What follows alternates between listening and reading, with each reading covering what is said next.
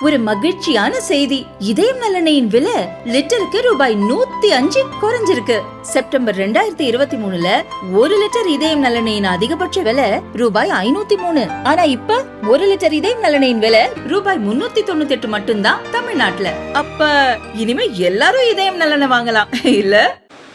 அனைவருக்கும் வணக்கம். ஜெய்ஹிந்த். ஜெய்ஹிந்த். தேங்க்யூ. நேரம் கம்மியாக இருக்குது, என்னோட பேச்சை ரொம்ப சுருக்கமாக வச்சுக்கிறேன். ஃபர்ஸ்ட் ஆஃப் ஆல் இங்கே எங்களை எல்லாரும் இன்வைட் பண்ண இந்த அசோசியேஷனுக்கு மிகப்பெரிய நன்றிகள். மென்மேலும் இந்த அசோசியேஷன் வளர்ந்து உங்களுடைய சமூக பணிகள் அனைவரையும் சென்றடைய எல்லாம் வல்ல இறைவனை நான் பார்த்துக்கிறேன். பெரிய பெரிய மனிதர்கள் நீங்கள் மேடையில் இருக்காங்க, ஆன்றோர்கள் சான்றோர்கள் மெத்த படித்தவர்கள் நீங்கள் எல்லாமே இருக்கீங்க. எனக்கு அந்த அளவுக்கு அறிவு இல்லைனாலும் என்னோட சிற்றறிவுக்கு எட்டின என்னோட லைஃபோட லெசன்ஸை சிலர் சொல்கிறேன். இதை நீங்கள் எப்படி ரிலேட் பண்ணி பார்க்கணுமோ பார்த்துக்குங்க. அந்த ரிலேட் பண்ணி பார்க்கும்போது உங்களுக்கு சில உண்மைகள் புரியும். ஒரு சமூகம் மிகப்பெரிய சான்றோர்களை கண்ட சமூகமாக இருக்கும் பொழுது, நிறைய அறிவாளிகள் இருக்கும் பொழுது ஒரு பிரச்சனை வருது. என்ன அப்படின்னு பார்த்தீங்கன்னா, ஒன்று புல் பண்ணி கீழே இருக்குது. ஒரு மிகப்பெரிய மீடியாக்கர் குரூப், அந்த மிகப்பெரிய மீடியாக்கர் குரூப்புக்கு ஒரு தலைமையை நம்ம வைக்கும்போது, இன்னொரு சைடு நிறைய அறிவாளிகள், பயங்கர இன்டெலெக்சுவல்ஸ், இவங்களை குரூப் பண்ணி லீட் பண்ணோம் அப்படின்னு பார்த்தீங்கன்னா முதல் விஷயம் ரொம்ப ஈஸி. இராணுவத்திலிருந்து நம்ம கற்றுக்க வேண்டிய ஒரு முக்கியமான பாடம் என்ன அப்படின்னு பார்த்தீங்கன்னா, டிசிப்ளின். நம்ம எல்லாருக்குமே தெரியும். அதில் இன்னொரு முக்கியமான விஷயம் இருக்குது. அது என்ன அப்படின்னா, வி ஜஸ்ட் ஃபாலோ ஆர்டர்ஸ். மேலே இருந்து ஒரு இராணுவ தலைமை கொடுக்கக்கூடிய உத்தரவை காஷ்மீர்லேருந்து கன்னியாகுமரி வரைக்கும், ரான் ஆஃப் கட்ச்லேருந்து அருணாச்சல் பிரதேஷ் வரைக்கும் இருக்கக்கூடிய கடைசி வீரன் வரை வி ஜஸ்ட் ஃபாலோ இட். அதில் எங்களுக்கு 100 டிஸ்அக்ரிமெண்ட்ஸ் இருக்கலாம், 100 அதுக்கு எதிர்கருத்துக்கள் இருக்கலாம். ஆனால் ஒரு முடிவு எடுக்கப்பட்டுச்சுன்னா அந்த முடிவை கிரவுண்டில் உயிரை கொடுத்தாவது நிலைநாட்டுவது என்பது தான் இராணுவத்தோடைய வெற்றியோடைய தாரக மந்திரம். உலகத்திலேயே 5 யுத்தங்கள் 78 வருடங்களில் 47, 62, 65, 71, 99, ஒரு 30 வருஷம் இன்சர்ஜென்சி காஷ்மீர் மற்றும் வடகிழக்கில். இத்தனையும் சந்திச்சு ஒரு நாடு இன்னைக்கு ஒன்றா இருக்கு அப்படின்னா அந்த கட்டுக்கோப்பான இராணுவம் அப்படின்றது ரொம்ப ரொம்ப முக்கியம். உங்கள் முன்னாடி இந்த கடந்த 3 வருடங்களில் 2 யுத்தங்கள் நடந்துச்சு. ஒன்று, தாலிபான்கள் ஆப்கானிஸ்தானை கைப்பற்றினாங்க. ஆப்கானிஸ்தானோட இராணுவம் கிட்டத்தட்ட 2.5 லட்சம் பேர். அமெரிக்காவுடைய லேட்டஸ்ட் கிட்டு, அவங்களுடைய ரைஃபிள்ஸ் எல்லாமே பார்த்தீங்கன்னா அந்த அளவுக்கு லேட்டஸ்ட். சண்டை போடலை. ஏன் சண்டை போடலை அப்படின்னா, அவங்களுக்குள்ள அந்த ஸ்பிரிட் டீகோர் அப்படின்னு நம்ம சொல்லுவோம். அந்த ஒற்றுமை கிடையாது. அந்த ஒற்றுமையை உண்டாக்குறதுக்கான ஒரு தலைமை கிடையாது. ரெண்டாவது, இப்போ ஒரு 6 மாதம் முன்னாடி நம்ம சிரியாவில் பார்த்தோம். ரொம்பவும் வலிமையான இராணுவம், ஒரு 50,000 பேர் வந்து சிரியாவை பிடிக்கிறாங்க. அங்கேயுமே அவங்க சண்டை எதுவுமே போடலை, சரணடைகிறாங்க. இதனை ஏன் சொல்கிறேன் அப்படின்னா, உங்களுக்குள்ள 1000 கருத்து வேற்றுமைகள் இருக்கலாம், உங்களுக்குள்ள 1000 அறிவாளிகள் இருக்கலாம். ஆனால் ஒரு இயக்கமாக நீங்கள் வெற்றி பெறணும்னு நினச்சிங்க அப்படின்னா, அந்த டிசிப்ளின் இல்லை அப்படின்னா, I am sorry to say you will not win. நெகட்டிவாக சொல்கிறேன்னு எடுத்துக்காதீங்க. என்னோட சிற்றறிவுக்கு எட்டினதை நான் வாழ்க்கையில் பார்த்ததை உங்ககிட்ட சொல்கிறேன். ரெண்டாவது, ஒன்று, நம்ம ஒரு சமூகமாக ஒரு நாடாக நமக்கு ஒரு பர்பஸ் இருக்குது. அந்த பர்பஸ் அப்படின்னு பார்த்தீங்கன்னா நம்ம டிஃபைன் பண்ணியிருக்கோம். விஷன் ஸ்டேட்மெண்ட், விக்ஷித் பாரத், வளர்ந்த பாரதம் பை 2047.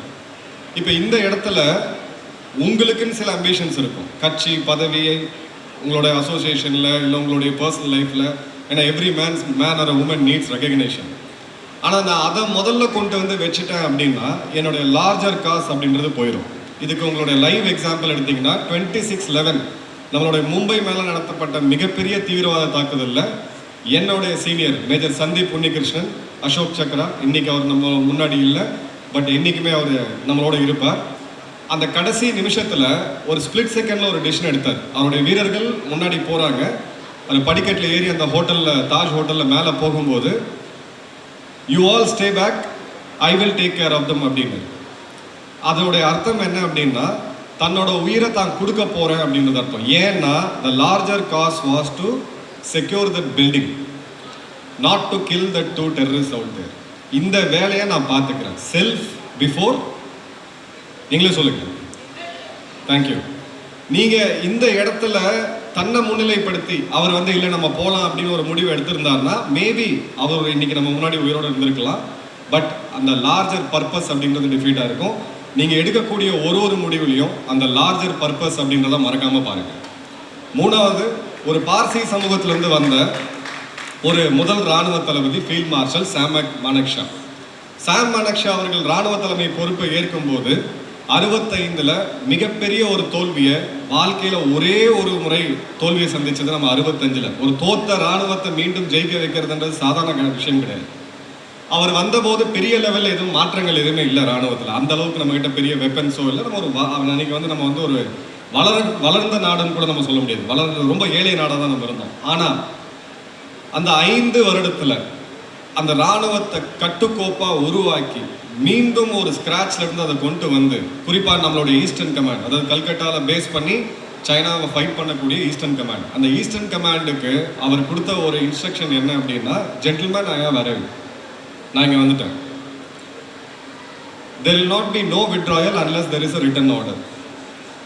எழுத்துப்பூர்வமான உத்தரவு இல்லாமல் பின்வாங்கிறது அப்படின்ற பேச்சே கிடையாது. and those orders will never be written and those orders will never be issued. உங்களுடைய பர்பஸ் உங்களுக்கு தெளிவாக இருந்துச்சுன்னா அந்த பர்பஸை நீங்கள் செயல்படுத்தி அதில் வெற்றி பெறறதுக்கு ஒரு ஆர்கனைசேஷன் தேவை. இப்போ அந்த ஆர்கனைசேஷனில் நான் ஒரு காஞ்சிபுரத்தில் இருக்க கோயில் யானைக்கு இப்படி நாமம் போடலாமா இல்லை இப்படி நாமம் போடலாமான்னு நான் சண்டை போட்டுட்டு உட்காந்துட்டு இருந்தேன் அப்படின்னா ஐ எம் சாரி, நம்ம வந்து அதை கெட் டிஃபீட்டட். இராணுவத்தில் உங்கள் மேலே கேட்கப்படக்கூடிய கேள்விகள் நிறைய பேர் எங்கிட்டே கேட்டிருக்காங்க, சார் எத்தனை பிராமணர்கள் இருக்காங்க இராணுவத்தில்? இராணுவத்தில் பிராமணன், வைஷ்ணவோ இல்லை இந்துவோ முஸ்லீமோ கிறிஸ்டியனோ கிடையாது. அந்த யூனிஃபார்மை நீங்கள் போட்டுட்டு உள்ளே வரும்போது உங்கள் முன்னாடி இருக்கக்கூடிய ஒரே ஒரு விஷயம் இந்த தேசம், இந்த தேசத்துடைய பாதுகாப்பு. இராணுவ வீரர்கள், இராணுவ அதிகாரிகளுக்கு நீங்கள் நல்லா கவனித்து பாருங்கள், 17 வயதில் அந்த பொறுப்பு கொடுக்கப்படுது. 17 வயது. நான் இராணுவத்தில் அதிகாரியாக சேரும்போது எனக்கு வயசு 22, 23 நினைக்கிறேன். 23ல் என் ஷோல்டரில் இந்த 2 ஸ்டார் அதை பார்த்து சல்யூட் அடிக்கிறதுக்கு ஒரு 100 பேர் இருப்பாங்க. அது பெரிய விஷயம் கிடையாது. ஆனால் எனக்கு இருக்கக்கூடிய பொறுப்பு அப்படின்றது தேசத்துடைய பாதுகாப்பு. இன்னைக்கு 140 கோடி மக்களை நம்ம தேச வீரர்கள் பாதுகாத்து நிற்கிறாங்க அப்படின்ற போது அவங்கள சமூகத்துக்குள்ளேயோ இல்லை ஒரு மதத்துக்குள்ளேயோ இல்லை ஒரு இனத்துக்குள்ளேயோ நம்ம அடைக்க ஆரம்பித்தோம் அப்படின்னா அது ரொம்ப டேஞ்சரஸான ட்ரெண்ட். அது சமூக வலைத்தளங்களில் இந்த மாதிரி கேள்வி கேட்கக்கூடியவங்களுக்கு நீங்கள் பதில் கூறணும்னு அவசியமே கிடையாது. என்கிட்ட கேட்டாங்க சில பேர், லிஸ்ட் எடுத்து கொடுங்க அப்படின்னு சொல்லிட்டு. நான் எண்ணி லிஸ்ட்டு இப்போ நான் பேச ஆரம்பித்தேன்னா அடுத்த 15 நிமிஷத்துக்கு நல்லா மூச்சு விடாமல் ஒரு பேராக சொல்ல முடியும். அவசியமே கிடையாது. சமீபமாக என்னோட ஜூனியர், உயிருக்கு உயிராக நாங்கள்லாம் பார்க்கக்கூடிய மேஜர் முகுந்த் வரதராஜன், அந்த திரைப்படம் வந்தபோது எனக்கு ரொம்ப சந்தோஷமாக இருந்துச்சு. எனக்கு கடைசியாக பார்த்த ஒரு நேஷனலிஸ்டிக் மூவின்னு அப்படி எடுத்திங்கன்னா அர்ஜுனன் அவர்கள் நடித்த ஜெயந்த் அப்படின்ற ஒரு படம். அதுக்கப்புறம் ஒரு படம் வந்துச்சு. அதில் கடைசியில் எந்த லெவலுக்கு போய் நம்ம வந்து டிபேட் பண்ணிக்கிட்டு இருக்கோம் அப்படின்னா, அவர் பிராமணரா, அவர் தெலுங்கரா, அவர் கன்னடரா, அவர் மலையாளியா, எங்கே வந்து நிற்கிறோன்னு பாருங்கள். சோஷியல் மீடியா ப்ரெஷருக்கு தயவுசெய்து ஆளாவாதீங்க. ஏன்னா அந்த இடத்துல உங்களை மிஸ்கைட் பண்ணுறதுக்கு, உங்களையே ஆயுதமாக யூஸ் பண்ணுறதுக்கு பல ஸ்ட்ராட்டஜிஸ் இருக்குது. அதில் நீங்கள் ஒரு ஆயுதமாக தயவுசெய்து மாறிடாதீங்க. என்னோட லாஸ்ட் 2 பாயிண்ட் நான் உங்ககிட்ட ரொம்ப தெளிவாக சொல்லிடுறேன். இன்னைக்கு இருக்கக்கூடிய சூழ்நிலைக்கு இந்தியாவுடைய நீங்கள் மேப் எடுத்து பார்த்தீங்கன்னா ஒரு பக்கம் பாகிஸ்தான், இன்னொரு பக்கம் பங்களாதேஷ், நேபாள், மால்டீவ்ஸ், பூட்டான், இந்த நாடுகள் கிட்டத்தட்ட எல்லாமே நமக்கு ஹோஸ்டைலில் தான் இருக்கிறாங்க. அந்த ஹோஸ்டாலிட்டி அப்படின்றது இன்னைக்கு நம்ம ஒரு வலிமையான ஒரு அரசாங்கம் இருக்குது, ஒரு வலிமையான இராணுவம் இருக்குது, ஒரு மிகப்பெரிய பொருளாதாரமாக நம்ம இருக்கோம். And we are a mighty military power, 4th largest military power in the world. அதனால அது இங்கே நம்ம இடத்துக்கு வராமல் இருக்கு. உக்ரைனில் பார்டரில் ஆரம்பித்த சண்டை கீவ் தலைநகரத்துக்கு வரத்துக்கு 3 நாள் தான் ஆச்சு. ஸோ தயவு செய்து உங்களுக்குள்ளே இருக்கக்கூடிய வேற்றுமைகள் எல்லாம் தூக்கி ஓரமாக வச்சுட்டு இந்த தேசம் அப்படின்ற அந்த மைய புள்ளிக்கு உங்களுடைய சிந்தனையும் உங்களோட செயலையும் ஒரு கூறுக்கு எடுத்துட்டு வாங்க. பல விஷயம் உங்களுக்கு வந்து புரியும். உங்களோட சமூகம், என்னோட சமூகத்தை நான் முன்னிறுத்துறேன், தவறே கிடையாது. ஆனால் இன்னொரு சமூகத்தை நம்ம தாழ்மைப்படுத்துறது தவறு. அதை யார் பண்ணாலும் தவறு, எப்படி பண்ணாலும் அது தவறு தான். ஸோ அந்த இடத்துல நம்ம ஒரு பாயிண்ட்ல நீங்க யோசிச்சீங்க அப்படின்னா, இந்த ஒரு செக்யூரிட்டி அப்படின்றதுக்கு லட்சக்கணக்கான பேர் உயிரை கொடுத்துருக்காங்க, லட்சக்கணக்கான பேர், கோடிக்கணக்கான பேர் தங்க உழைப்பை கொடுத்துருக்காங்க. இதை நம்ம ரொம்ப ஃப்ரீயாக, ரொம்ப லைட்டாக நம்ம எடுத்துகிட்டு போகிறோம். இன்றைக்கி இருக்கக்கூடிய ஜென்ரேஷனுக்கு தயவு செய்து ஒரு விஷயத்தை தெளிவாக புரிய வைங்க. Freedom, right, centre, left, extreme left, நீங்கள் எந்த ஸ்பெக்ட்ரமில் வேணாலும் இருங்க, அதை பற்றி எனக்கு கவலை இல்லை. ஆனால் நீங்கள் அனுபவிக்கக்கூடிய இந்த சுதந்திரத்துக்கு ஒரு மிகப்பெரிய விலையை தினமும் நம்ம கொடுத்துட்டு இருக்கோம். அந்த விலைக்கு கொடுக்கக்கூடிய மரியாதை, இன்னைக்கு நீங்கள் ஒரு சோல்ஜரை கூப்பிட்டு பேசுனீங்க, ஒரு காஷ்மீர்லேருந்து யாரோ வரக்கூடிய ஒரு சோல்ஜர் அன்றாடம் நீங்கள் பார்ப்பீங்க, ரயில்வே ஸ்டேஷனில் பார்ப்பீங்க, ஏர்போர்ட்டில் பார்ப்பீங்க. யாரையா கூப்பிட்டு ஒருத்தட்ட நேரடியாக பேசுனீங்கன்னா அவங்களுக்கு வந்து நீங்கள் காசு கொடுக்கணுமோ இல்லை போய் ஒரு கிஃப்ட் கொடுக்கணுமோ எதுவுமே கிடையாது. The only thing I request is, let's all be some responsible and good citizens, both for them to die. ஏன்னா அது இல்லை அப்படின்னா இவங்களுக்காகவா, இன்னைக்கு இதை நான் ஏன் சொல்கிறேன் அப்படின்னா, இது பரவலாக வந்துகிட்டே இருக்கு. சார், இவங்களுக்காகவா நம்ம போய் உயிரை கொடுத்துக்கிட்டு இருக்கோம், இவங்களுக்காகவா நம்ம போய் இதெல்லாம் பண்ணிக்கிட்டு இருக்கோம் அப்படின்ட்டு. அகைன் நான் அந்த முகுந்த் அவர்களுடைய எக்ஸாம்பிளை தான் நான் எடுக்கிறேன். நம்ம செலிப்ரேட் பண்ண வேண்டிய ஒரு மிகப்பெரிய ஹீரோ, நம்ம வாழ்நாளில் மாவீரன் அப்படின்றது அரசியல் மேடையில் ஒரு மொன்னை கத்தியை ஷாரம் பிடிச்சி ஷார்ப்பாக கொண்டு வந்துட்டு எடுத்துட்டு யார் வேணால் போகிற முழக்கம் இல்லை, அங்கே போய் நின்று பார்த்தா தான் தெரியும். அப்படிப்பட்ட மாவீரர்கள் வாழக்கூடிய இந்த பூமியில் அந்த மாவீரர்களை கொண்டு வந்து நம்ம ஒரு சிறுமைப்படுத்தி நம்ம அவங்கள அடைச்சி வைக்கக்கூடாது. அந்த ஒரு நரேட்டிவ்க்கு தயவு செய்து ஈல்டாகாதீங்க. யார் என்ன பண்ணுறாங்க அப்படின்றத, யார் எப்படி இது பண்ணுறதோ இறக்குறோம் அப்படின்றது மேட்டரே கிடையாது. முகுந்த் வரதராஜன் இறந்தார், எல்லாருக்குமே வருத்தம் இருக்குது. அவரை போன்ற பல சகோதரர்களை நான் இழந்திருக்கேன், எனக்கு அதில் வருத்தம் இருக்குது.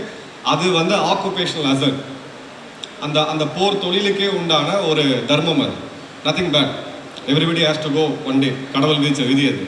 ஆனால் நம்ம எப்படி வாழ்கிறோம் அப்படின்றது ரொம்ப ரொம்ப முக்கியம்.